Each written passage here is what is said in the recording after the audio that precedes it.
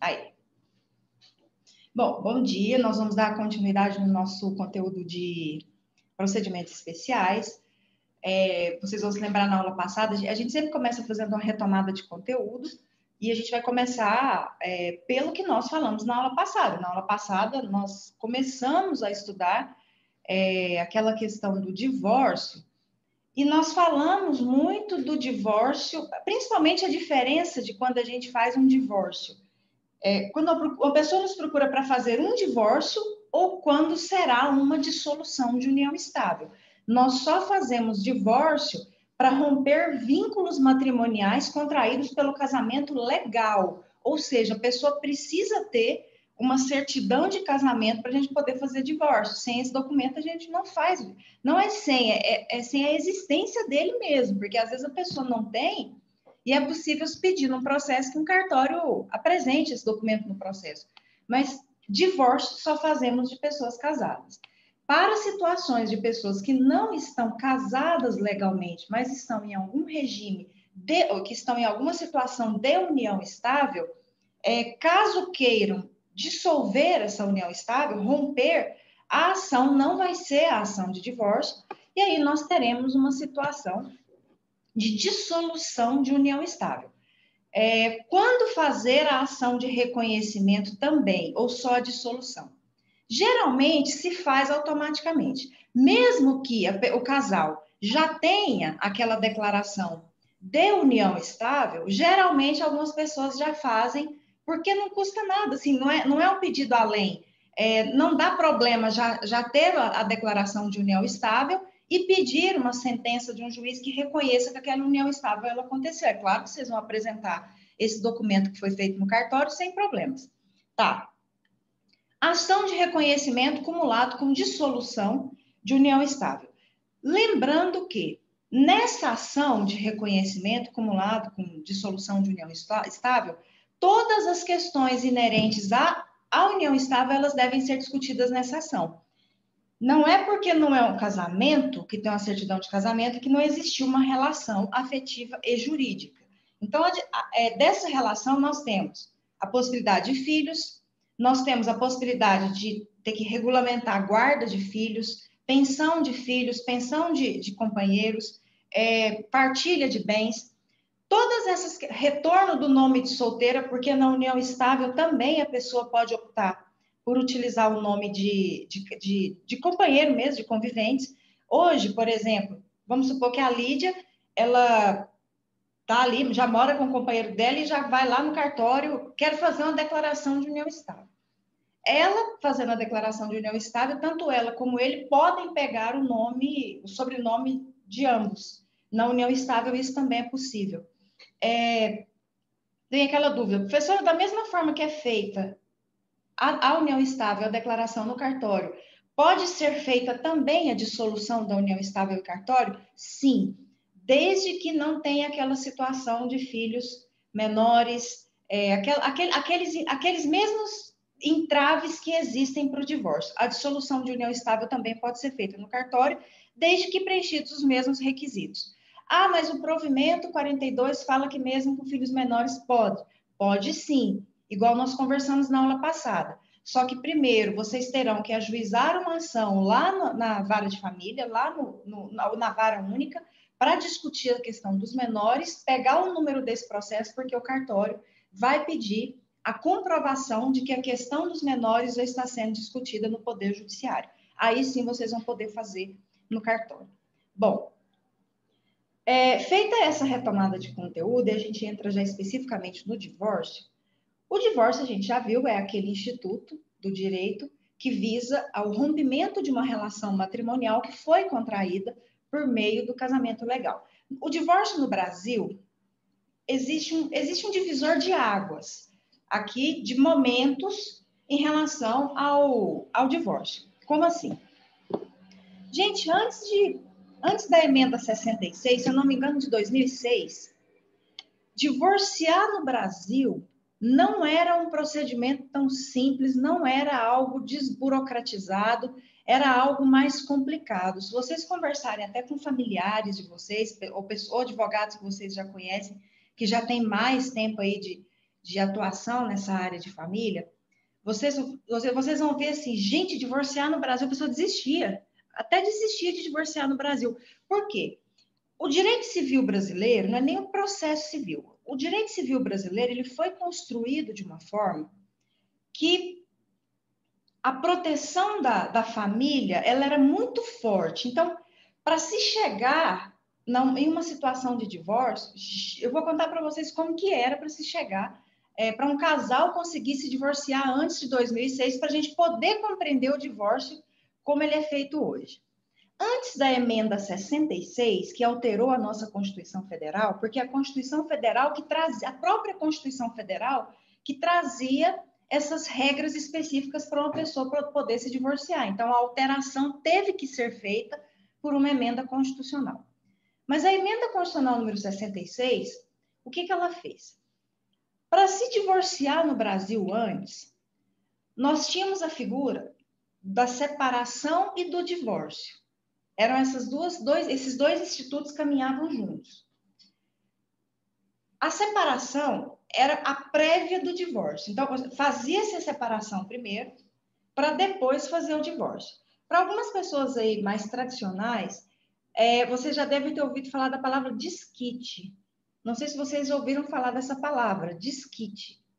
O desquite, ele não era o divórcio. O desquite, ele era a separação judicial.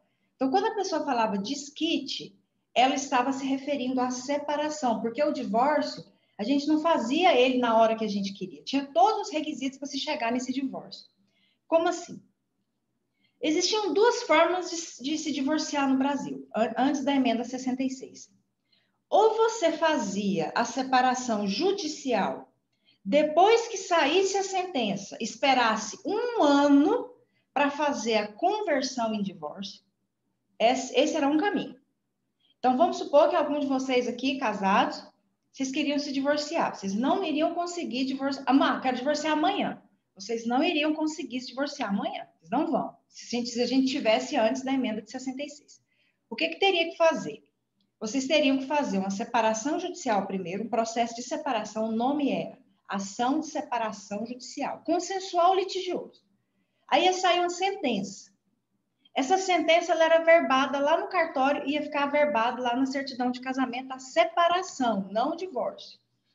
Depois de um ano dessa verbação, vocês podiam pedir a conversão dessa separação em divórcio. Então, significava o seguinte, antes de 2006, as pessoas se separavam, elas faziam a partilha dos seus bens, as pessoas tinham seus nomes solteiros de volta, as pessoas, elas conseguiam regulamentar pensão, guarda, só que a pessoa não podia se casar de novo. A pessoa só poderia se casar novamente depois da conversão em divórcio. Aí sim, depois do divórcio, essa pessoa poderia se casar novamente. Então, aí vem a pergunta. Professora, naquela época foi feita a separação. O casal poderia pedir a revogação da separação e voltar a ser casado? Sim.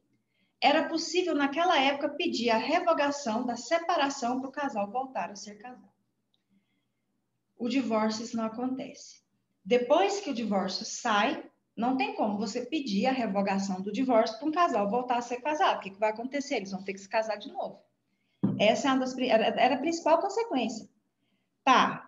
Qual que era o outro caminho se eu não quisesse fazer a separação judicial?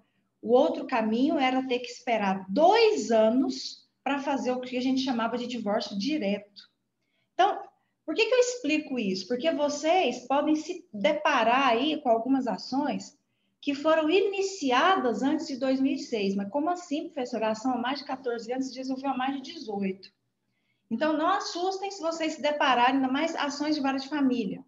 Não assustem se vocês se depararem com ações antigas que ainda estão em andamento em processos físicos e às vezes vocês não estão entendendo por que passou por uma separação primeiro para chegar no divórcio, porque antes de 2006 a lei ela era dessa forma, a Constituição previa dessa forma. Como que era o divórcio? Ou eu passava primeiro por uma separação e depois de 1 ano fazia o divórcio, ou eu não fazia nada.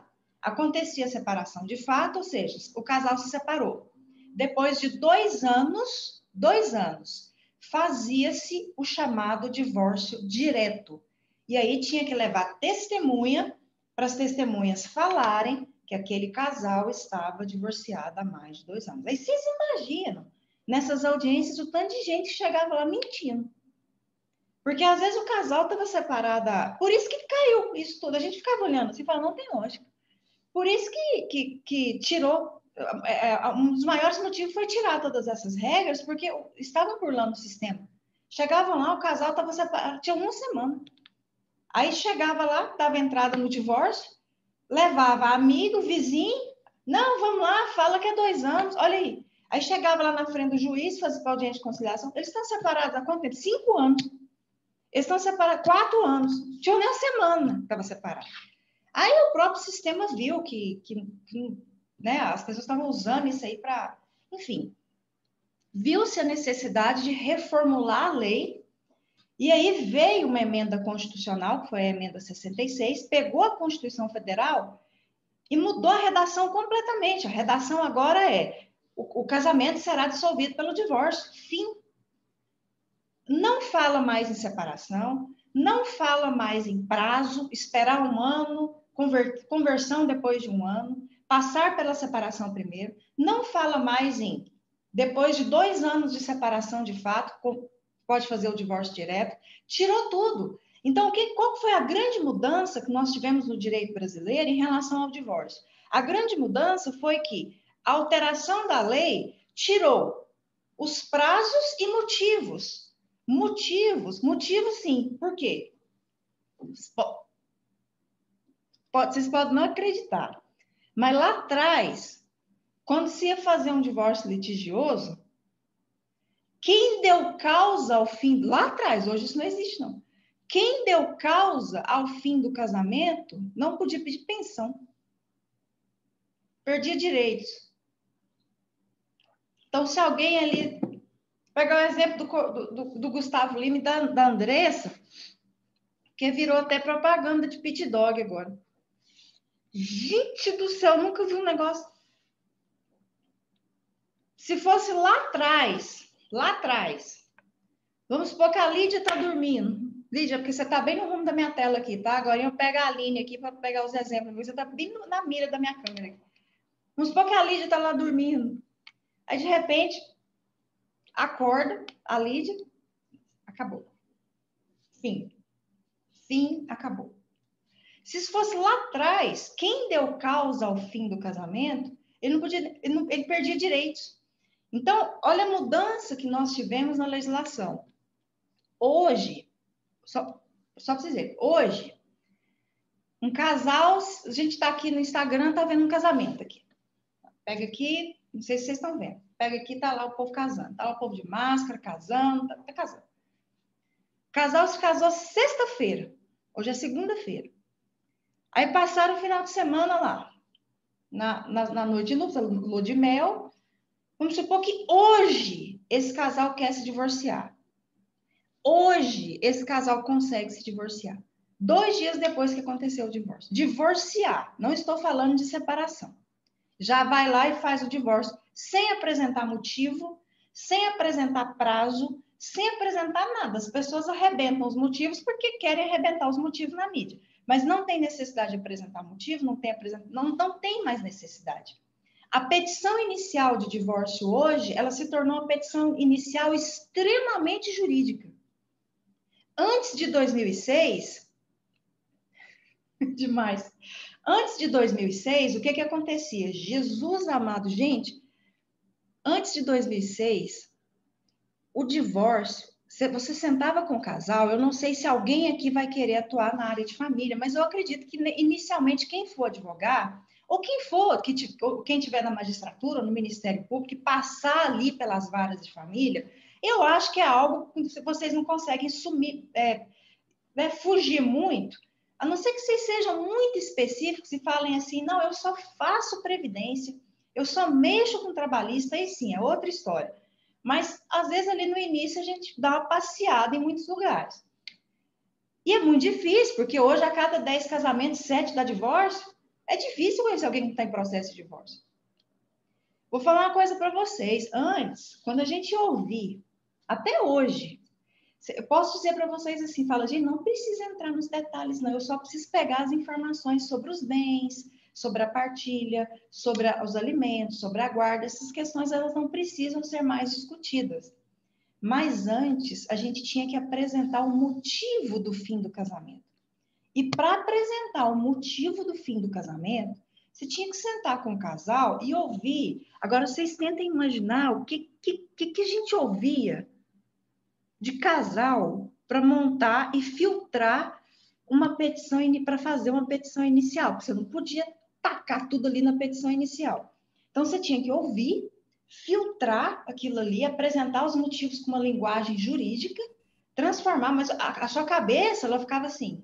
Às vezes você ouvia cada coisa e via cada coisa. Hoje, até hoje, às vezes a gente tá ali, chega alguém e faz assim, olha o que aconteceu comigo, e vai, pega o celular e põe as imagens. Eu, não precisa não.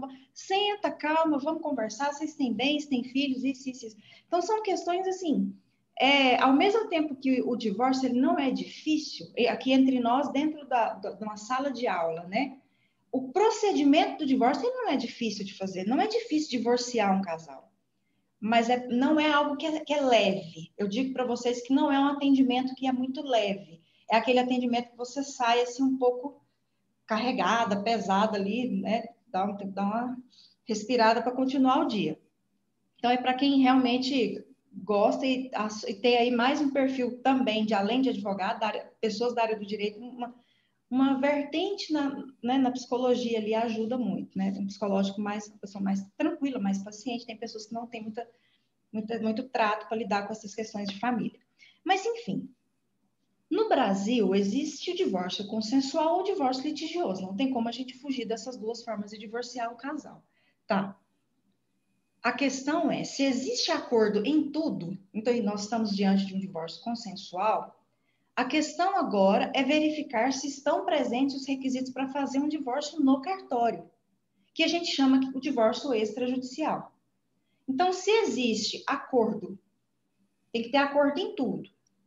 Se existe acordo, se em regra, eu vou deixar a exceção do provimento para depois, mas se em regra não tem menores, não tem incapazes, não tem mulheres grávidas, em razão do interesse de nascituro, ter bens não é impedimento para se fazer em cartório.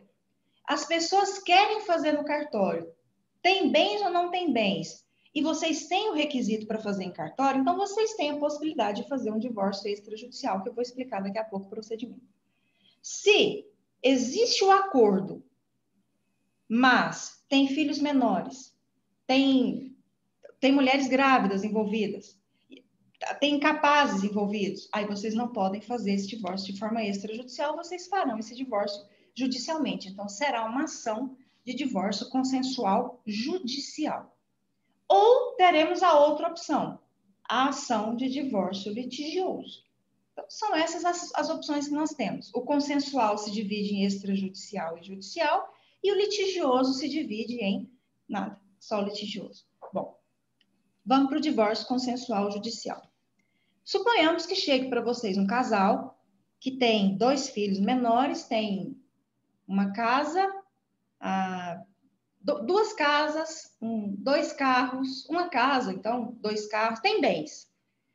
2 filhos menores, só que eles têm acordo em tudo. Olha, nós chegamos num acordo que a gente não quer mais permanecer, nós não queremos mais o casamento, nós temos 2 filhos, viemos conversar para saber qual que é a melhor forma para fazermos esse divórcio.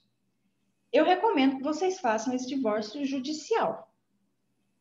Vou dizer, a não ser que vocês queiram, porque às vezes você fala assim, professora, mas se a gente pode discutir as questões dos menores lá na vara de família e fazer direto esse divórcio no cartório. Gente, peguem a jurisprudência mais recente dos tribunais brasileiros até o nosso TJ Goiás. Hoje, quando você dá entrada no divórcio, os juízes já dão, até o litigioso, os juízes, vocês podem pedir a concessão do divórcio liminarmente a título de tutela de evidência. Isso é um direito potestativo. Hoje, não está precisando mais se esperar a sentença para as pessoas serem divorciadas. Vocês conseguem o divórcio na decisão inicial, a título de tutela de evidência, e o processo continua em relação à guarda e aos alimentos. Depois vocês façam uma pesquisa e coloquem assim, concessão de divórcio, tutela de evidência. Hoje, quando a gente faz uma petição inicial de divórcio até litigioso, a gente pede a tutela de evidência para já conceder o divórcio no início do processo. Aí sai lá uma decisão já no início, divorciando o casal, e aí o processo se continua em relação à guarda, partilha, pensão, mas você já consegue divorciar esse casal logo no início do processo. Então, eu não vejo, na minha concepção, não vejo tanta necessidade de se fracionar os procedimentos se hoje o judiciário já está antecipando esse divórcio e deixando, porque você vai ter dois gastos. Porque acaba que lá no cartório tem os gastos também, as despesas de fazer o divórcio no cartório. Acho que eu vejo essa necessidade, já que dentro do judiciário a gente consegue resolver tudo. Mas, eu digo quando tem menores. Agora, o divórcio extrajudicial, quando ele dá para fazer extrajudicial, é a melhor forma que existe. Aí eu falo para vocês, evitem ir para o judiciário se vocês podem ir para o cartório e resolver tudo no cartório. É muito mais rápido e muito mais barato. Em menos de uma semana, talvez, vocês conseguem divorciar um casal, quando é possível fazer o divórcio extrajudicial. Mas vamos lá. Suponhamos que vocês estejam com um caso de divórcio judicial consensual. Isso é um exemplo de jurisdição voluntária. O artigo que vai regulamentar o divórcio consensual judicial, a ação, lá especificamente no judiciário, é o artigo 731 do Código de Processo Civil. Então, vocês vão pegar ali a petição inicial de vocês. O que vocês precisam fazer? Primeiro, conversar com o casal, pegar as assinaturas nas procurações, os dois precisam assinar as procurações, porque estão constituindo vocês, se vocês forem advogados. Se não forem, tem que verificar se estão presentes as duas procurações ou não. Professora, cada um pode ter o seu advogado? Pode. O casal pode ter um advogado no divórcio consensual, como também cada um pode ter o seu advogado e todo mundo vai assinar aquela única petição, a petição que vai ser única. As assinaturas de todos vão ter que constar naquela petição. Então, vamos supor, quem aqui já sabe que quer ser advogado? Que está aí sofrendo com a pandemia, que não fez o exame de ordem no 9º período? Professora, eu quero advogar. A Yara quer advogar e a Lídia quer advogar. Tá. Então, vamos supor, eu sei que muitas pessoas querem também, outras ainda estão em dúvida, mas vou pegar os exemplos das pessoas que falaram, tá? O Júnior também quer advogar? Foi o Júnior que falou? Isso. Coisa eu já boa. sou advogado nato, né? Isso já é da natureza minha. Mas assim, ó. Certinho, Júnior. Vamos lá pegar o exemplo da Lídia e Yara. Tudo bem, tem acordo? Tem. Alguém procura um casal, não, vai lá procurar, uma pessoa procurar a Lídia. Eu quero me divorciar. A primeira pergunta que ela vai fazer é casada? Sim, casada. Tá aqui o certidão de casamento. Tem acordo? Tem consenso? Tem. Você já conversou com ele? Ele que prefere ter o advogado dele. Tá. O que a Lídia vai fazer? Ela vai pegar o contato do advogado dele, vai entrar em contato. Que a Yara tem a advogada dele já. Oi, doutora Yara, tudo bem? Aqui é a Lídia, eu sou advogada do fulano, me procurou. Vamos conversar aqui sobre os termos desse divórcio? Isso, não. Aí os advogados que fazem as tratativas e apresentam para os clientes aqui, ó, foi feito dessa forma. É dessa forma mesmo que vocês querem? Ou não, tem casos que o casal procura um advogado só, procura a Lídia, procura a Yara, procura o Júnior, e um único advogado pode ir lá fazer aquele divórcio. Vocês vão montar aquela petição. O que tem que ter nessa petição? Primeiro, endereçamento. Vocês vão encaminhar, claro que se for comarca única, ao juízo da vara única daquela comarca. Se for uma comarca que tem a divisão da estrutura ali do Poder Judiciário com a vara de família, a competência vai ser da vara de família. Em Goiânia, para quem for atuar em Goiânia, lá existe uma situação diferenciada que se chama UPJ. UPJ de família. Então, quando vocês forem procurar no sistema, vamos supor que vocês estão trabalhando com alguma questão de família em Goiânia. Em Goiânia tem algo que não tem aqui nem em outras cidades, que são as UPJs. Peraí, deixa eu só mudar aqui. Chegou. Só voltando aqui. o cadastro em Goiânia, tá? O cadastro é feito dentro do Projude, vocês vão encontrar o PJ de família. Mas na petição inicial, vocês podem endereçar para a vara de família sem problema. Endereçou para a vara de família, geralmente a comarca onde o casal está, vocês vão qualificar o casal um e outro, não é um contra o outro. Aqui nós estamos com a jurisdição voluntária. Então, vocês vão pôr o nome de um, vão colocar o nome do outro, vem, nos termos do artigo 731, ajuizar a ação de divórcio judicial consensual nos seguintes termos. E vão pôr 2 pontos. Gente, quem aqui já viu uma petição inicial de divórcio consensual? Alguém já viu uma? É igualzinho um contrato. Parece muito um contrato quando a gente vai ler. A gente qualifica as partes, 2 pontos e começa. Do casamento. Tipo por tópicos mesmo. 1. Do casamento. O casal contraiu matrimônio no dia tal, conforme certidão em anexo do casamento. Vocês estão apresentando para o juiz o dia do casamento conforme o documento X. 2. Dos filhos. Na constância do casamento, o casal teve 2 filhos, fulano e fulano, nascido aos, menores, taraná. Dos filhos, vocês estão apresentando que o casal tem filhos menores, conforme o documento em anexo, tem que apresentar o documento desses meninos. Tá. Dos bens. Na constância do casamento, o casal adquiriu os seguintes bens, e vocês relacionam esses bens, vocês não estão falando ainda como que ele vai ser partilhado. Vocês vão apresentar a relação dos bens. Apresentou a relação dos bens. Dos alimentos. Ou da guarda. Olha que é por tópicos.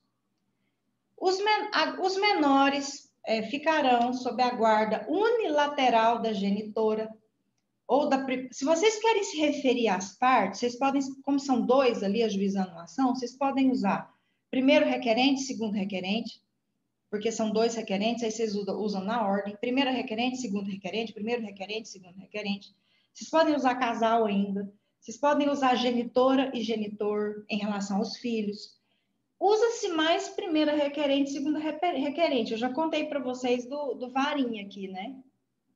Na aula passada. Contei para vocês do varinha? Eu acho que não. Não lembro, não.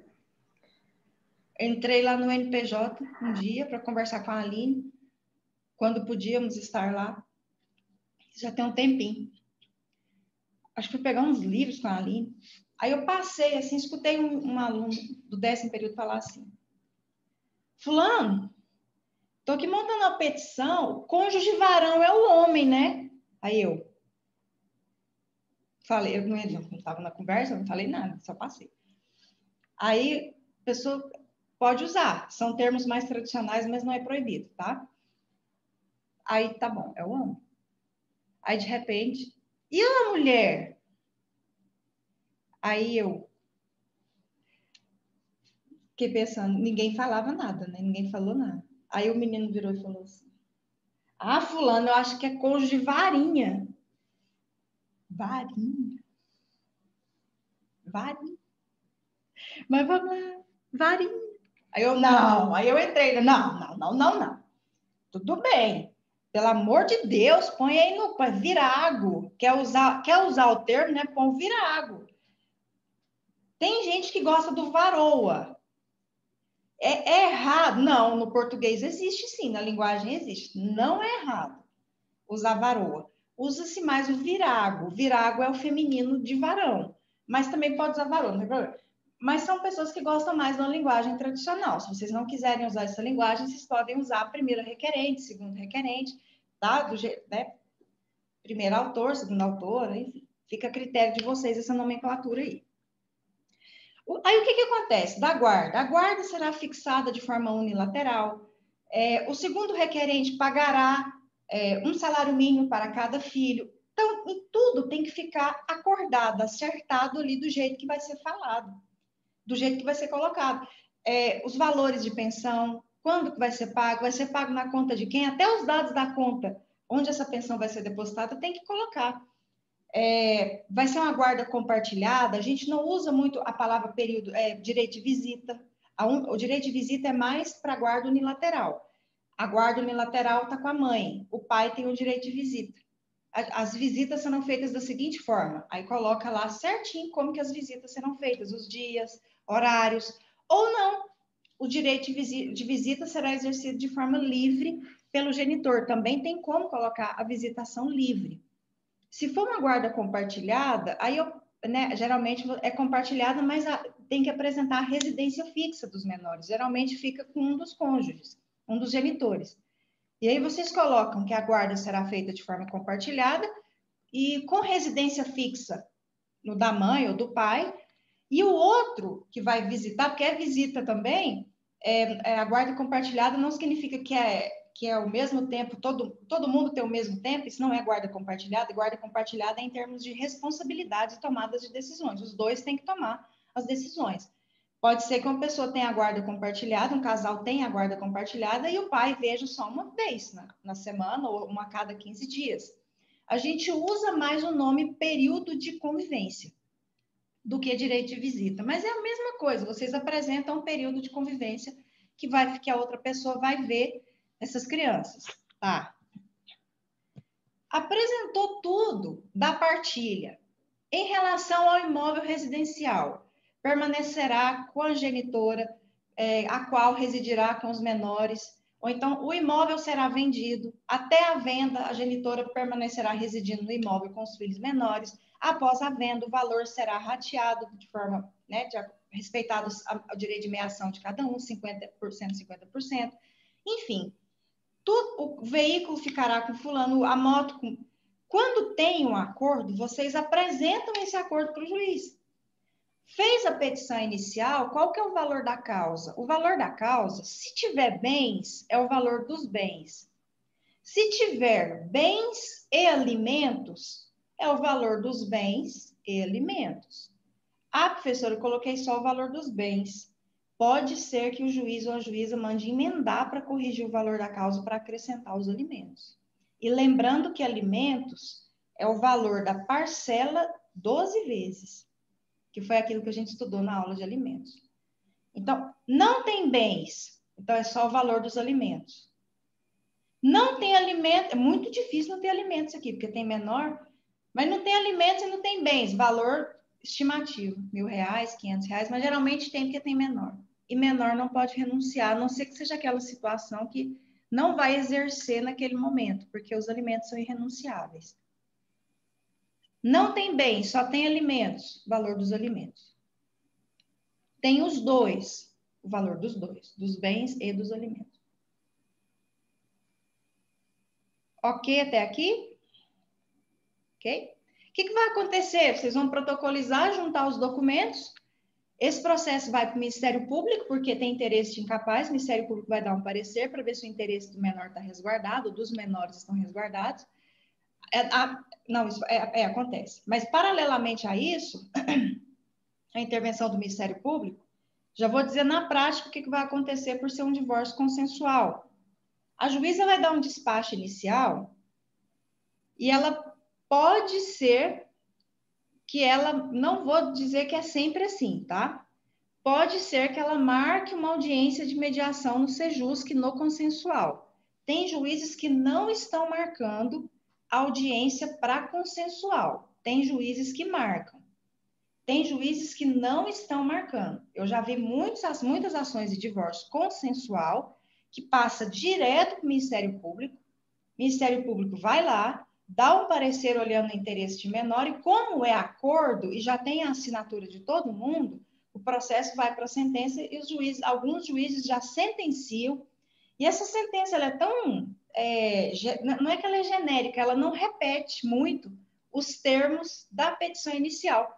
Geralmente é uma sentença que fala que homologa todos os termos das condições que foram colocadas na petição inicial. Então, a petição inicial e a sentença é algo que vocês vão ter que as partes vão ter que guardar sempre. Esses dias mesmo eu precisei desarquivar um processo de divórcio consensual, porque teve um problema, porque eles fizeram uma alteração de regime de casamento antes, aí o casamento continuou e depois teve o divórcio. eu tinha que ler, porque teve um problema aí na partilha de uma empresa. Eu tive que ler, pedir para desarquivar a alteração de regime de casamento e pedir para desarquivar o divórcio que foi feito no início desse ano, foi bem antes da pandemia, para ver como que tinha sido, como tinha ficado a questão dos bens.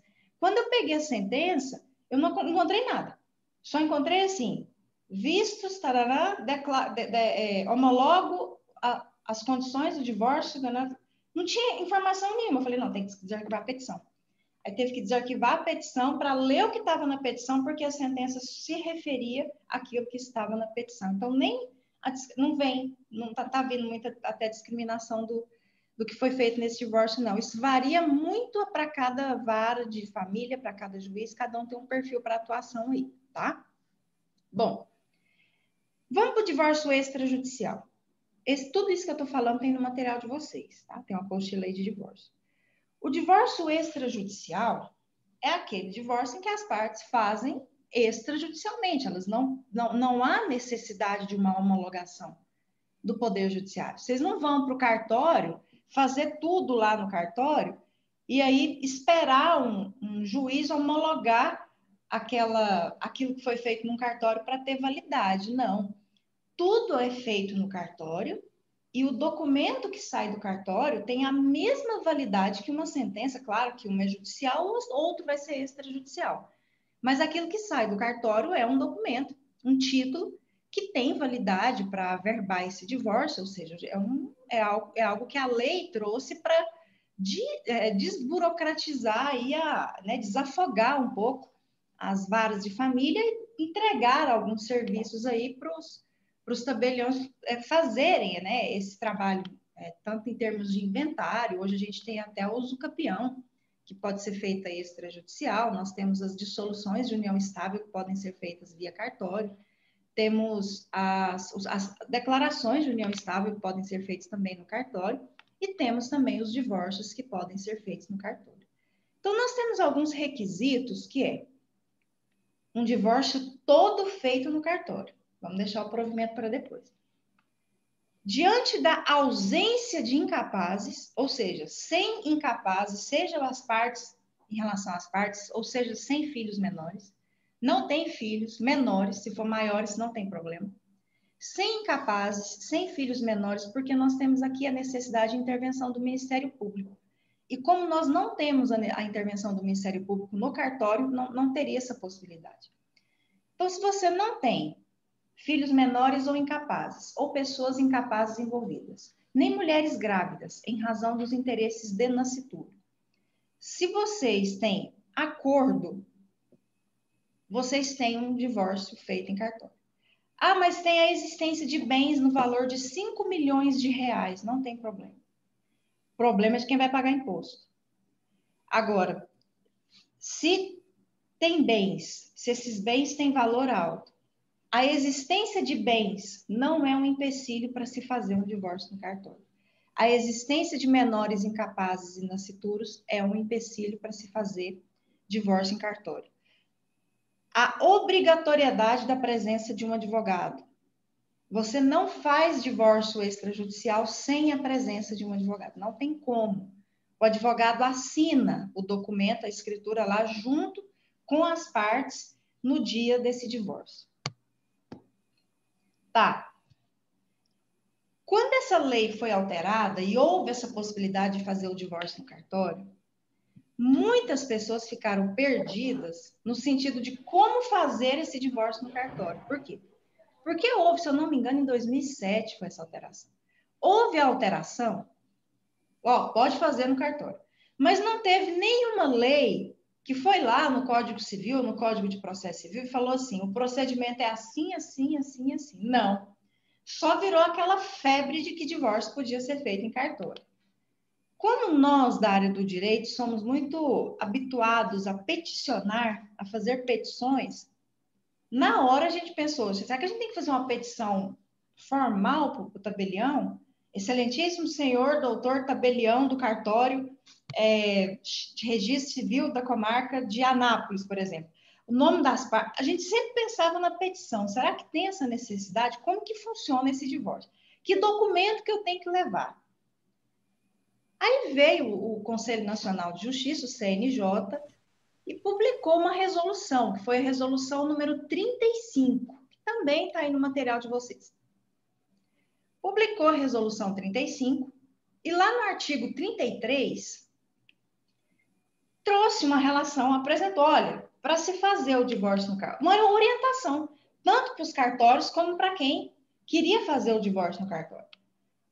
Os documentos necessários para se fazer o divórcio no cartório são esses aí. Quando a gente viu a relação que o CNJ apresentou, a gente viu que era a mesma relação se fosse feito judicialmente. Precisa do quê? Da certidão de casamento, precisa dos documentos dos filhos para provarem que não são incapazes, que não são menores. Se tiver bens, porque senão não poderia fazer no cartório. Se tiver bens, apresentar os documentos dos bens, o registro de imóvel, os documentos de carro, documentos de bens móveis, documentos de bens imóveis. Todos aqueles documentos, os documentos pessoais do casal, não só a certidão de casamento, mas a identidade, CPF do casal. Então, são documentos pessoais do casal, certidão de casamento, documento dos bens, todos os documentos que a gente já usava para fazer.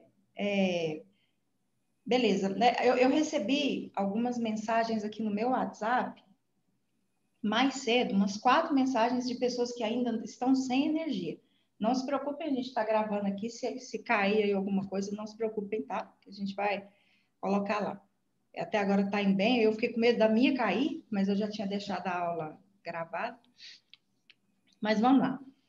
E aí são aqueles mesmos documentos. Então, vocês vão pedir os documentos do casal como se vocês fossem fazer um judicial. Quero os seus documentos pessoais. Quem tiver dúvida, dá uma olhada no material ou pega a resolução número 35, dá uma olhada lá no artigo 33 que tem. Mas, em síntese, é muito simples. Documentos pessoais, certidão de casamento, documento dos imóveis, dos bens, se tiver bens. Se não, é só aquilo mesmo. Certidão de casamento, documentos pessoais e vai. O que eu vou exemplificar para vocês com um procedimento que eu já vi? Como os cartórios, cada cartório tem um método de trabalho, não tem como eu estabelecer um procedimento aqui só, nem eu, nem o código fez isso, mas estabelecer uma única forma. Eu vou dizer para vocês questões muito práticas ali, exemplificando um cartório, um tipo de cartório, para vocês verem mais ou menos, porque os outros também trabalham mais ou menos de forma parecida. O que vai variar é a forma que isso vai chegar lá. Tá. O que eu recomendo vocês a fazerem? Vocês façam o atendimento dessas pessoas, vejam que realmente é um caso de divórcio extrajudicial. Por via das dúvidas, peguem uma procuração dessas pessoas também como advogados, porque tem cartórios que pedem, tem cartórios que não. Para representá-los em divórcio extrajudicial, só isso. Não, procuração para representá-los claro que é a procuração normal, mas especialmente para representá-los em divórcio a ser realizado extrajudicialmente. Os documentos, entrem em contato com o cartório, que vocês vão querer fazer esse divórcio, vocês que entram, não é as partes, e lá vai ter. Posso dizer para vocês, na hora que vocês ligarem, se for pessoalmente ou ligando, eu gostaria de falar com a pessoa responsável por divórcios. Vão passar para a pessoa que faz os divórcios. Aí vocês esclarecem todas as dúvidas de vocês, mas eu já vou dizer mais ou menos que é assim. Olha, eu estou com um caso aqui de divórcio extrajudicial, quero saber como que é o procedimento do cartório de vocês, que nós queremos fazer aí esse divórcio. A pessoa vai virar, provavelmente vai falar assim, eu preciso dos termos do divórcio, o que vai ficar com quem, os dados do casamento, eu preciso dos documentos X, isso. Aí você vira e fala assim, mas eu preciso montar uma petição? Não, não precisa. Você coloca aí, pode digitar casamento, tantos bens, os bens ficará com, de uma forma bem informal no Word mesmo, a divisão, um vai pagar pensão para o outro? Não, os cônjuges renunciam à pensão alimentícia. Vai pagar? Vai. O senhor fulano pagará tanto a título de pensão alimentícia. Coloca isso num documento, salva num pendrive, um exemplo. Põe essas informações num pendrive, tira a cópia desse, traz para mim o original, porque aqui eu tiro as cópias e já autentico. E aqui a gente agenda um dia para você voltar junto com esse casal para a gente poder fazer a leitura da escritura e já sair isso aqui. Isso é uma forma. Outra forma. Não precisa deixar nada aqui. Você vai digitalizar todos os documentos e vai colocar aqui as informações numa petição e vai enviar para esse e-mail aí. Anota o e-mail, por favor, e coloca os meus cuidados. Aí você vai lá, anota o e-mail, digitaliza todos os documentos, pega o arquivo, coloca junto e envia para essa pessoa. Aí você mantém contato com essa pessoa, você recebeu, me confirma o recebimento por e-mail, confirmado. Aí, de repente, ela pode te mandar uma mensagem assim. Acabou a energia aí. Acabou. Vocês estão me ouvindo?